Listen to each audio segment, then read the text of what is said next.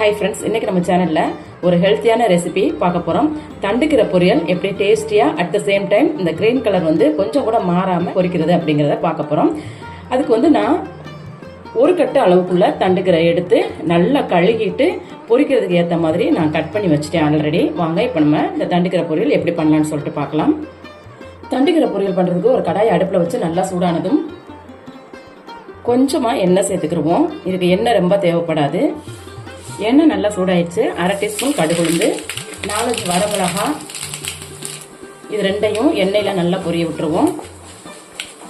பாருங்க, வரமிளகாயும் கடுகும் நல்லா பொரிஞ்சிருச்சு. இப்போ ஒரு கைப்பிடி அளவுக்கு வெங்காயம் நறுக்கி வச்சிருக்கேன், இதை சேர்த்துக்குவோம். வெங்காயம் கண்ணாடி பதம் வரணும், அது வரைக்கும் வதக்கிக்குவோம். இது ரொம்ப பொன்னிறமான வரணும்னு அவசியம் இல்லை. இந்த தண்டுக்கிற பார்த்தீங்கன்னா சுடுசாதம் கூட நல்ல ஒரு டேஸ்டியாக இருக்கும். காரக்குழம்பு எல்லாத்துக்குமே தண்டுக்கிற டேஸ்டியாக இருக்கும். அது மட்டும் இல்லாமல் மீன் குழம்புக்கும் இந்த தண்டுக்கிரைக்கும் அவ்வளோ ஒரு டேஸ்டியாக இருக்கும். நீங்களும் ஒன்ஸ் அது மாதிரி சாப்பிட்டு பாருங்களேன், அந்த டேஸ்டி ரொம்ப ரொம்ப பிடிக்கும்.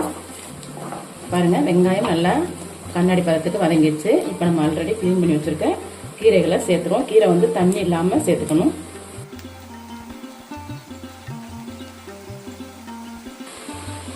இப்போ நமக்கு நிறைய தெரியும், ஆனால் அது வதங்கி சுருண்டு வரும்போது ரொம்ப எத்தனையும் ஆயிடுங்க. அதனால நம்ம நிறைய இருக்கு அப்படின்ட்டு உப்பெல்லாம் இப்பயே போட்டுறாதீங்க தயவுசெய்து. உப்பு ஃபர்ஸ்ட் சேர்த்துடவே கூடாது கீரைக்கு. இப்போ நம்ம கீரை சேர்த்து ஒரு 2 நிமிஷத்துக்கு நல்லா வதக்கி விட்டுருவோம். இது தண்ணி சேர்க்கணும்னு அவசியம் இல்லை. கீரையில் இருக்க தண்ணியே நமக்கு போதுமானதாக இருக்கும். ஒருவேளை அதனுடைய தண்டு நல்ல பெருசா நீங்க சேர்த்திருக்கீங்க அப்படின்னா கொஞ்சமா தண்ணி தெளிச்சு நீங்க வேக வச்சுக்கிறீங்க.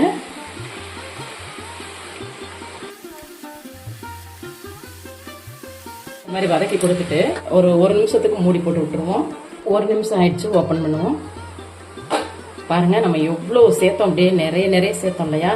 இப்ப பாருங்க, அப்படியே கைக்கு அடக்கமா வந்துருச்சு. இப்படிதாங்க ஆகும் கீரை. நம்ம நிறைய அளவா இருக்கு அப்படின்னு சொல்லிட்டு ஃபர்ஸ்ட்லேயே உப்பு சேர்த்துட்டோம் அப்படின்னா நம்ம இந்த கீரை சாப்பிடவே முடியாது. அந்த அளவுக்கு உப்பு அதிகமாயிடும். பாருங்க, நான் தண்ணி சேர்க்கவே இல்லை, ஆனா தண்ணி விட்டுருக்கு பாருங்க. தண்டு பெருசா எடுத்துக்கிட்டோம் அப்படின்னாத்தான் நமக்கு தண்ணி தேவைப்படும். பாருங்க, இது வரைக்கும் நமக்கு கீரை கலர் மாறவே இல்லை. இப்ப இந்த மாதிரி வதக்கி கொடுத்துட்டு ஒரு 3 பூண்டு பல் எடுத்து நச்சு வச்சிருக்கேன், அதை சேர்த்துக்கிறோம். கூடவே ஒரு பச்சை மிளகாய் எடுத்து நறுக்கி வச்சிருக்கேன், அதை சேர்த்துக்குவோம். இந்த பச்சை மிளகாய் சேர்க்கும் போது அந்த பச்சை மிளகாயினுடைய மனமும் அதுக்கேற்ற மாதிரி நமக்கு கீரையினுடைய டேஸ்ட்டும் இருக்கும். இப்போ நம்ம சேர்த்துக்கிட்ட பூண்டையும் பச்சை மிளகாயும் கீரை கூட நல்லா வதக்கி விட்டுருவோம். பாருங்க, கீரை நல்லா வெந்துருச்சு. இது வரைக்கும் அந்த கிரீன் கலரும் மாறல. காரணம் நம்ம லாஸ்டா உப்பு சேர்க்கும் போது கீரையினுடைய கலர் மாறாது. முதல்ல உப்பு சேர்த்துட்டோம் அப்படின்னா கீரை நல்லா ஒரு மாதிரி டல் கலரா மாறிடும். அந்த கிரீன் கலர் நமக்கு கிடைக்காது. இப்ப நம்ம உப்பு சேர்த்துக்கணும். உப்பு சேர்த்து 1 நிமிஷத்துக்கு கீரையை நல்லா வதக்கி கொடுத்துருவோம். அப்பதான் கீரையில உப்பு சேரும். ரொம்ப சிம்பிளா குயிக்கா செய்யக்கூடிய ஒரு டேஸ்டியான ஒரு பொரியல் ரெசிபி தாங்க இந்த தண்டுக்கீரை பொரியல்.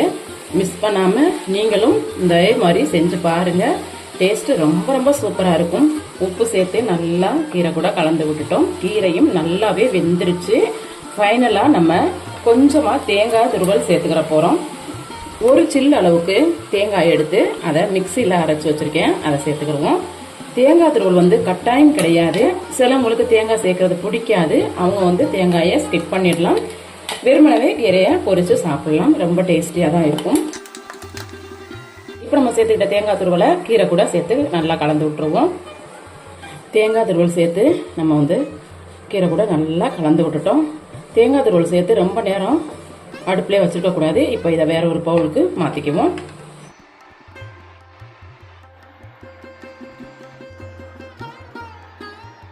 அவ்வளோதாங்க, நமக்கு இப்போ அருமையான டேஸ்டியான தண்டுக்கீரை பொரியல் ரெடி ஆயிடுச்சு. நான் பண்ணியிருக்க இந்த தண்டுக்கீரை பொரியல் உங்களுக்கு பிடிச்சிருக்கு அப்படின்னா இந்த வீடியோக்கு ஒரு லைக் கொடுங்க. என்னுடைய சேனலை சப்ஸ்கிரைப் பண்ணுங்க, கமெண்ட் பண்ணுங்க, உங்க ஃப்ரெண்ட்ஸுக்கும் ஷேர் பண்ணுங்க. மீண்டும் இது போல நல்லதொரு ரெசிபியில் உங்களை சந்திக்கிறேன். அது வரைக்கும் நன்றி, வணக்கம்.